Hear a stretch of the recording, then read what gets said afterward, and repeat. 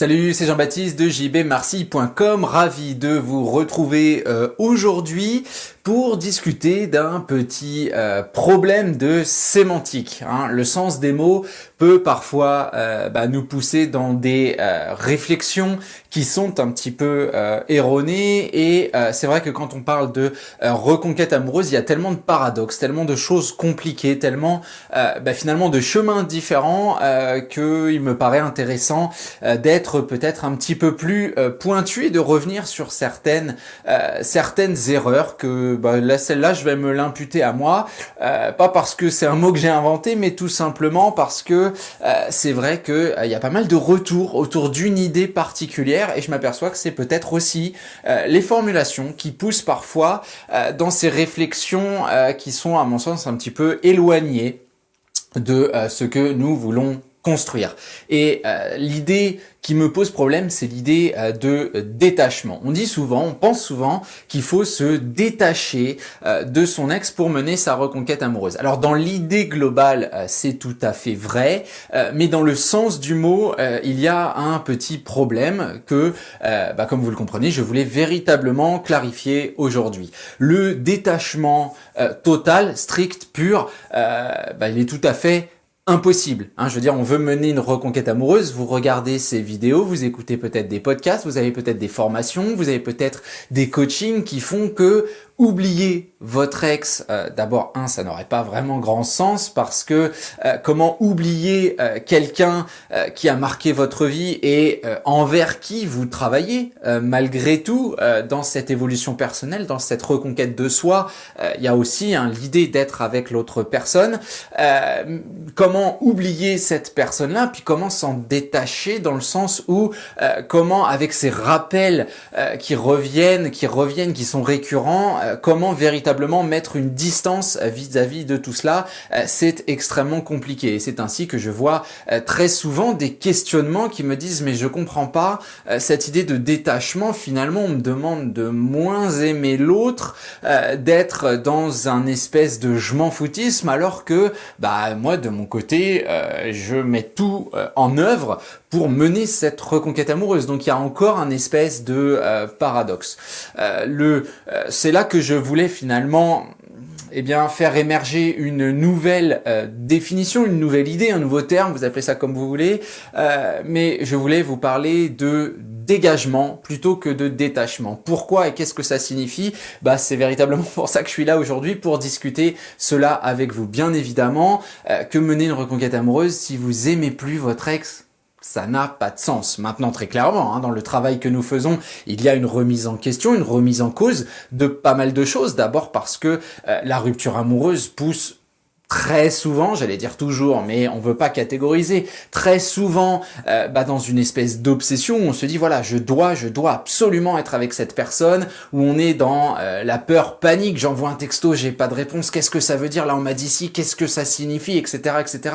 Une suranalyse d'absolument tout ce qui se passe, on s'aperçoit que la personne, c'est pas qu'elle est pas saine d'esprit, mais son raisonnement est totalement subjectif et on sent que voilà, il y a un facteur qui fait qu'il n'y a absolument aucune assertivité, aucune sérénité et du coup, comme je le disais, aucune objectivité dans la façon de voir les choses et du coup, dans l'expression de ses propres sentiments. Quand on dit que j'aime quelqu'un, bien évidemment, le mot amour a de multiples significations, mais on s'aperçoit très souvent que dans le principe de la reconquête amoureuse, en tout cas juste après la rupture, on s'aperçoit que pour bien des gens, très naturellement, l'amour coïncide aussi avec une absence de liberté, avec une absence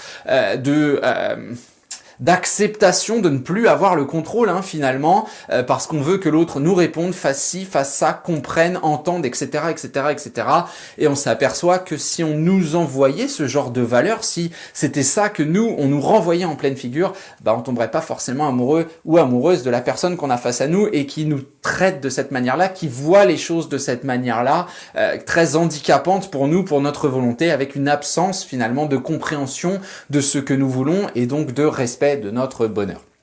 Donc on comprend quoi? On comprend que le détachement est difficile parce que justement on est dans cet état qu'on vient de discuter où à l'image de la chrysalide on essaye de changer, d'évoluer, de devenir une version plus intéressante pour soi, de soi, de reconstruire un quotidien, etc., etc., avec toujours cette idée qu'à un moment ou un autre on va communiquer avec son ex, on va le ou la revoir et évidemment on va construire un quotidien avec. Donc sa présence finalement elle est inhérente au principe de reconquête amoureuse, ce qui est une évidence. Et le dégagement, c'est véritablement cette idée qui va nous permettre de faire le glissement, justement entre l'absence et la présence de l'ex, de se dire que le dégagement va nous permettre de se focaliser sur nous, d'avoir des activités, de reconstruire un quotidien qui n'est pas créé en fonction de l'autre, même si au début vos motivations très certainement ce seront d'impressionner l'autre, c'est pas ce qu'on veut, mais on va pas se leurrer, on va pas se mentir, il y a quand même une petite partie de vous qui vous dit que si vous avez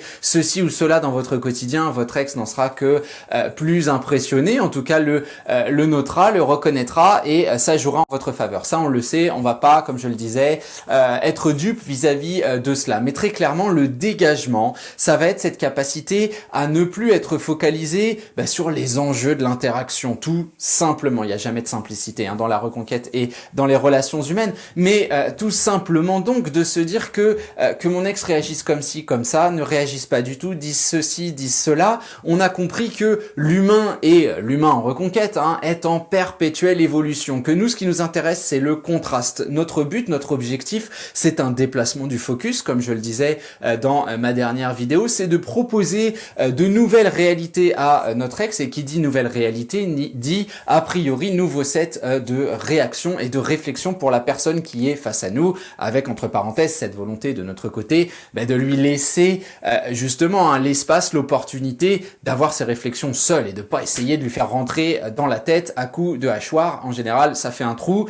Et c'est tout, les idées ne rentrent pas parce qu'on force. Donc finalement, le dégagement, qu'est-ce que c'est? C'est cette capacité de ne pas justement être dans la réaction, dans la réactivité, dans cette volonté de « Ah mon Dieu, alors là j'ai ça, je sais pas, j'ai fait une erreur de communication, on m'envoie bouler, je dois réagir maintenant. Je viens d'apprendre que mon ex a quelqu'un, je dois réagir maintenant. Je dois faire ceci, je dois faire cela, je dois. » Tant que votre vocabulaire est encore basé sur ce genre de choses, à mon sens, on est dans l'erreur. Et le dégagement, ça va être cette capacité à se dire, voilà, j'ai une entité face à moi je veux l'atteindre, mais j'ai compris qu'il y avait une véritable distance entre nous. Une distance qui évidemment n'est pas géographique, qui n'est pas uniquement non plus intellectuelle, elle est véritablement dans le cœur et dans la façon de voir les choses. Je vais donc devoir véritablement avoir un focus sur moi, sans oublier l'autre. Je veux dire, on reste des êtres humains.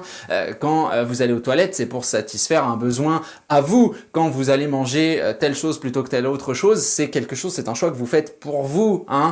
Eh bien, cette idée-là, on veut l'agrandir, l'élargir à tout ce que vous faites dans votre quotidien et se dire que oui, très loin de moi, là-bas, il y a mon ex, je peux sans doute la voir ou la voir d'ailleurs, si je prends une longue vue, mais ça n'empêche pas que les kilomètres et les kilomètres qui nous séparent, c'est moi qui vais devoir les faire avec un travail personnel, avec une évolution, avec parfois des moments où il n'y aura pas de contact, d'autres où il y aura un contact plus agréable, tout dépend des histoires, de l'aura aussi que vous avez, parce que c'est excessivement important. Et c'est vrai que si vous n'êtes pas dans le dégagement, votre aura parle de vous-même, la manière dont vous vous exprimez sur votre reconquête amoureuse, la manière dont vous vous exprimez sur votre ex, est-ce que vous en pensez vraiment?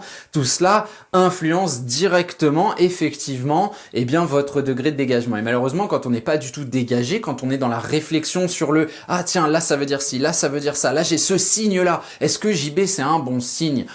Moi, je parle pas le langage des signes, ça ne m'intéresse pas. Les signes, ce qui m'intéresse, c'est le concret, c'est ce que vous faites, c'est le travail que vous menez sur vous et c'est la nouvelle réalité qu'on a face à nous. Là, on a tel ou tel type de réaction, d'accord, on en prend note, on n'a pas besoin de réagir immédiatement au plus vite. Il n'y a pas d'urgence dans la reconquête, malgré ce que vous croyez. Alors non, clairement, la réponse à cette question, c'est que non, il n'est pas question de ne plus être amoureux de l'autre, même si au cours de ce dégagement, vous pouvez réaliser que vous ne voulez plus mener cette reconquête, vous n'êtes plus intéressé pour X ou Y raison, pour X ou Y facteur, parce que vous vous êtes laissé la place, l'espace de grandir, de faire des rencontres, d'évoluer, de partir découvrir de nouveaux environnements, etc., etc., qui font que oui, très souvent, je reçois des mails qui me disent, bah écoute, voilà, j'ai fait une rencontre, donc je vais laisser la chance à cette nouvelle personne. Je me suis aperçu que j'étais un petit peu plus dans l'obsession que dans la réalité des faits. Finalement, la relation avec mon ex ne m'apporte a posteriori pas forcément ce que je veux, etc., etc., etc. Des phénomènes qui sont très difficiles à évaluer au moment où la douleur est encore excessivement présente. Le détachement, ce n'est pas donc la perte ou l'absence de sentiments envers l'autre, c'est un plus grand réalisme qu'on va obtenir avec un focus sur soi, dans l'activité, dans le terrain, dans l'évolution personnelle. Et encore une fois, ce n'est donc pas cette logique d'abandonner l'idée d'aimer l'autre, d'avoir des sentiments ou même de le ou de la retrouver. C'est finalement un pas vers l'objectivité. Voilà, à partir d'aujourd'hui, dans mes vidéos, je ne vous parlerai donc plus de détachement, mais bien de dégagement, et j'espère que cette petite mise au point sémantique vous aidera aussi à avancer au quotidien. Comme d'habitude, si vous avez aimé cette vidéo, vous n'hésitez pas à le signifier. Vous avez le petit pouce, quand vous cliquez dessus, ça permet à notre travail de grimper des places, tout simplement, de monter, de se faire connaître. Je pense que c'est intéressant vis-à-vis des différents contenus qu'on peut trouver ailleurs et qui sont malheureusement parfois plus dans la destruction que dans la reconstruction. Voilà, je vous en remercie. Comme d'habitude, pas mal de liens sur lesquels vous pouvez cliquer, la newsletter gratuite que vous recevez toutes les semaines, etc., etc., etc. Je vous abandonne là pour aujourd'hui. On se retrouve très bientôt pour un prochain contenu. Et d'ici là, on essaye évidemment de faire preuve de dégagement. Salut à vous.